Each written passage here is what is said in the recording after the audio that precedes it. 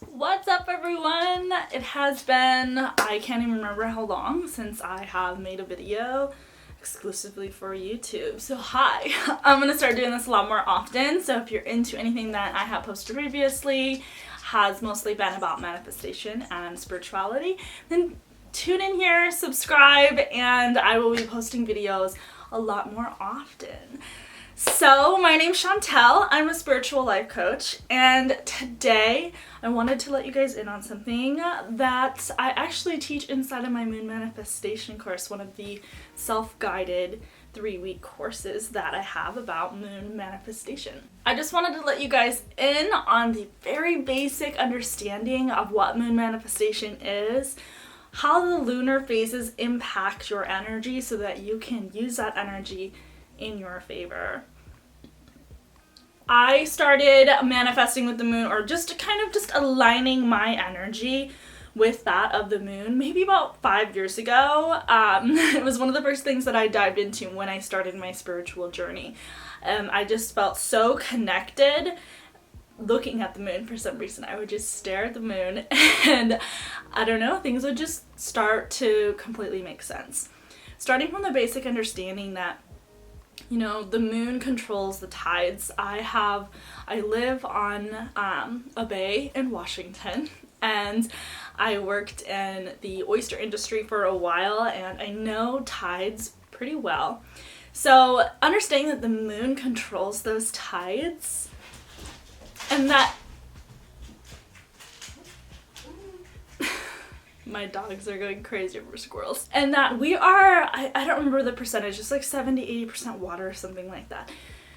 It is a given that we are also impacted by the lunar phases. Our energy is brought up and retracted inwards as well, just as the moon does that to the tides. It also does it to the water within ourselves, which is why you will find when the moon expands to its fullest, we will be our fullest and most in a basic understanding, and when it is going inward towards the new moon, you might want to draw inward. So that's where I want to start with today, is the new moon. This is my favorite phase because this really just has to do with new beginnings. This is the perfect time if you have like an intention, a goal that you want to set for yourself. You want to just start over, you want to refresh. Maybe you want to sage your house, is something great to do on the new moon. This is the perfect time to do it. The new moon, of course, is when the sky is completely black. You don't see any of the moon, although it is still there. And this sparks new beginnings. This is a perfect time, like I said, to set new intentions. It is the perfect time because this is exactly what it does to our energy as well.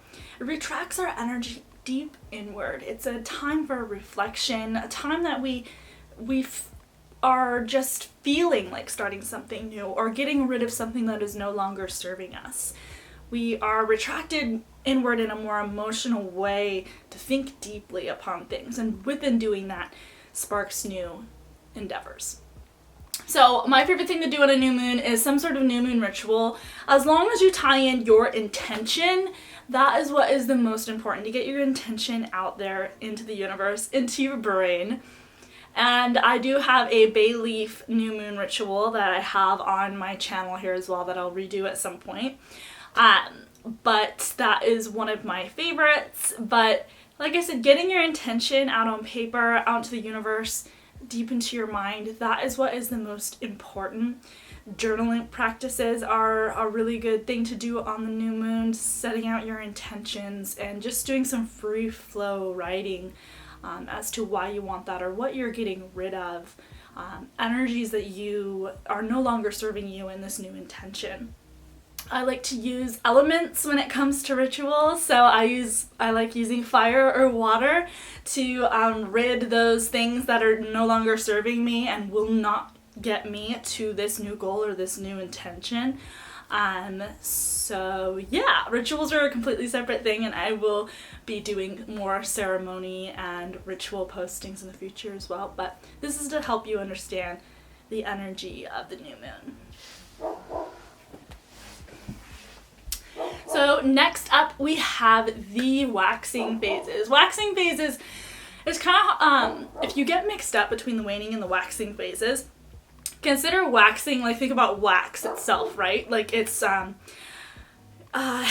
waning and waxing, it's almost like waxing is getting wax put on or something you could consider. This is just what I think about. It probably sounds weird, but it's, you know, filling up the moon with color, with white, and waning is when it's retracting and we're becoming dark again. That's how I remember it. I don't know if it can help you, but it helps me. So with the waxing phases, these phases are this, it's pulling your energy outward bit by bit, right? So this is 2 weeks time span about, from the new moon to the full moon, and that time span is pulling your energy outward so that you feel more motivated or more energetic, more inspired to really accomplish this new goal, this new intention that you set for yourself on the new moon. So this is the perfect time for action. This is the action phase. This is the, you know, when you can dive into the masculine energy of, when you can dive into the masculine energy. So this is the perfect time to do all of those masculine energy things, sending emails, making video, making, you know, content, writing the book, you know, going to the gym all the time and getting on this schedule of eating really well, or whatever your intention is, this is the time to take the serious action for it, because how we feel plays such a huge role in the outcome that we get. We're infusing what we're doing with the energy and the mental space that we're in when we do it. So if you are in a good mental space and passionate and inspired mental space, then that's what you're infusing this intention, this goal with, and that's what you're going to get out of it. So that's why it's so important to actually move with the lunar phases and to understand this, because if you are, you know, doing your actionable steps in the waning phases, which we'll talk about later, it's not going to be as impactful as doing it during the waxing phases. We can kind of touch on the first quarter moon. The first quarter moon, the only thing that this really speaks differently about is just time to look at the moon, recognize that it's in that first quarter, that you're halfway done, you're halfway to the full moon. And it's kind of like a checkup to ask you if you have been, you know, moving towards your goals, if you have been doing the actionable steps that have been given to you during your new moon ritual. When you are manifesting in this sort of way with the lunar phases, in this balance of yin and yang, masculine and feminine energies that we're talking about, you get those intuitive downloads to you on that new moon. You get like your soul intuitively telling you what it is that you need to do next, instead of, like they say, throwing spaghetti on the wall and hoping that something sticks. It's not 1,000 different things or what this other person is doing. It is what your soul is telling you is going to work for you, what your intuition is telling you to do next, and that you can put your full energy forward and be passionate and driven to get that done.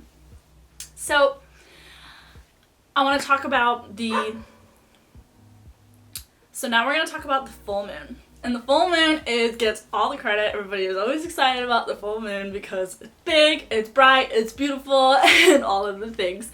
And the full moon is amazing. The full moon is kind of like reaching that peak energetic state. Everything that has been going on way back in the back of the mind, energetically or just emotionally, this is when it all comes out. There's actually a statistic, the most crime happens on the full moon. It's kind of given the full moon a little bit of a bad rep in that way, but this is exactly why, because the subconscious comes forward in the full moon. If there's something that's going on in the back of your mind, no matter what it is, it's gonna surface a little bit. And if it's really, been there for a long time, yeah, that's when bad things happen to people that are maybe a little bit, mentally unstable that want to go and murder people or kidnap people or whatever. But the thing that you don't see is the people that have this energy brought up on the full moon that has been in the back of their minds, and they're amazing artists that day. They're writing the best content of their life. They're painting the best portrait ever. They're having the best meditation or the best idea about something or creating something amazing. We don't hear about these things, but they are there. It brings that subconscious to the surface. So this is what I cherish about the full moon the most. So I think that during the full moon, one of the best things to do for yourself is to reflect on the past 2 weeks, how you've taken that inspired action and how far that you've came. Cherish yourself for that and see what is surfacing during these during the full moon, and go from there. Sit with it. Take a bath, do a bath ritual. I really like doing bath rituals on the full moon. Taking a long time to just be with yourself and sit with yourself. Cherish the last 2 weeks of taking inspired action. Give yourself some self-love and self-care, and reflect. See what surfaces from the subconscious and let it flow. If you feel like crying about you don't even know what, let it happen.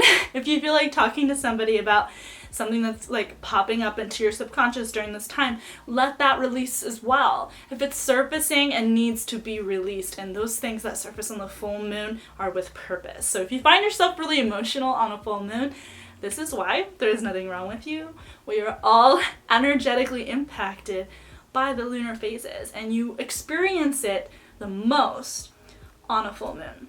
Okay, so I feel like the only thing that really gets credit is the new and the full moon, so we're going to talk about that aftermath. This part gets forgotten a lot, and I think that this is the most important part of lunar manifestation, because the waning phases that come after the full moon, just like the 2 weeks from the new moon to the full moon, you were in that masculine energy mode, getting shit done, you're tapped into that inspired action, tapping into that masculine energy. This is that feminine balance, that yin and the yang, right? So this is a time where you rest. You literally just rest and you listen to your soul for the next guidance. So by the time you get to the new moon, you know what that next intention to set and to move through the remaining, the waxing phases to the full moon again. This is when you tune into the soul, the spirit, to you. I love to take this time to really just rejuvenate and reset. Say no to plans if I feel like it. Take bubble baths, do lots of breath work and meditations, light all the candles in the house, and do a lot of journaling. Really sink into the self-love, really sink into that feminine energy, do some ecstatic dance, go out in nature. All of those things that are going to connect you to your soul, to that feminine energy, the balance. And when you give yourself this restorative time, in the beginning you might feel a little bit of resistance, because we are all so habitually taught to work, that success is a result of blood, sweat, and tears. But this is simply not true. There is balance. Sooner or later, we'll get burnt out if we're always in that masculine energy mode and we give ourselves 2 days to rest and we feel guilty. So if you feel guilty during this 2-week time span, it's just good to take note and to realize that you have a subconscious story in your mind as well, like most of us do, that success will only come if you are busy and stressed out. And this is a time to recognize that and to rewire that and to fight against it and sink deeper into that feminine energy. If you go to the gym every single day, I give myself a little bit of slack during these phases, and I know that if my energy is not feeling it, it's just my body and my mind telling me something, not to sit around and do nothing, but maybe to do a breathwork session instead, or a ritual or something. Whatever your body is telling you, allow that flow, allow that balance. This is personally my favorite time because it just feels peaceful to know that the energy of the cosmos is like telling you, giving you permission, not like you need it, align you with that energy to trust, to know that if you give yourself some rest and rejuvenation, and I'm saying that a lot, but if you give yourself that time and that balance, that it will be restorative for you, that you will perform like 100 times better when the time comes because you gave yourself that space. And that if you relax and if you give yourself that sacred pause, that's okay. That your success does not rely behind do, to focus more on the being. This sacred pause in the waning phases really gives you that time to recognize where your headspace is about these subconscious beliefs and to take the time to rewire them and begin your spiritual journey even more, to sink deeper into it and renew the process all over again. Because the whole point is, by the time that the new moon comes, you are restored, you are rejuvenated, you are balanced and in tune with both your masculine and feminine energy. And by the time of those waning phases, when the new moon is approaching, you will find yourself getting that intuitive nudge. Because when you are in alignment with the feminine and the masculine energies, when you are aligned and in tune with your intuition, with your soul, and you're listening, and you're allowing in space to be told what to do next. And so that's when it'll come. And then when the new moon comes again, you can set that intention and start the process all over again. So this is such an exciting journey to start when you first do it. I admit I have fallen on and off of the boat every once in a while, but the thing is all you have to do is look up to the moon, know where it's at, know where your energy should be at, and trust it. Just trust it. Don't say, well, like, I'm feeling this way right now, maybe I should do this instead. You're most likely pushing against an energy to rest, or maybe you're most likely pushing against an energy to have action, to set an intention, to listen to your intuitive guidance on a full moon and reflect inward. Give yourself that space. Trust yourself, because we are connected to that universal energy. We are connected to the lunar phases. And so we look to them for guidance. Not like the answer is in the lunar phases, but it is guiding us to find the answers within ourselves. The moon governs our emotions. So I love this. It comes full circle thinking about this. So, a Cancer is a really emotional zodiac sign, right? It's like a super nourishing, emotional zodiac. They are governed by the moon. Just like your moon sign in astrology, this is what governs your emotions. That's because the moon governs our emotions.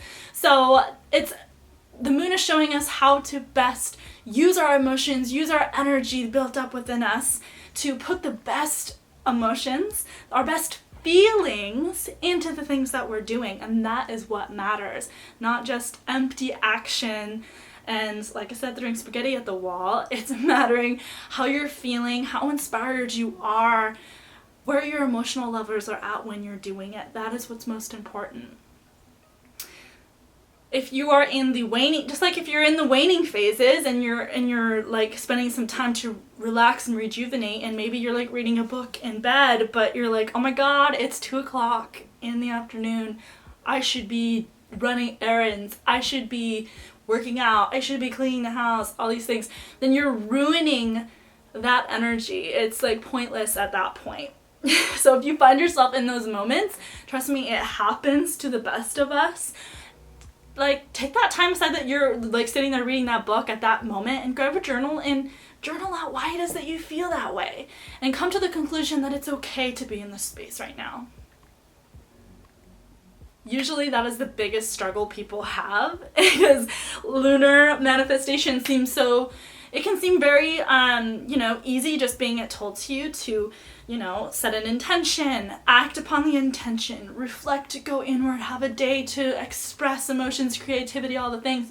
And then the waning phases come, and then like I said, we forget about them. We're like, nobody cares about the waning phases. But they're so, so, so important. Because if you just blow it off and just keep trying to do action again, you're gonna get drained. You're gonna get emotionally off-put and infusing your intention with a negative, burnt out energy.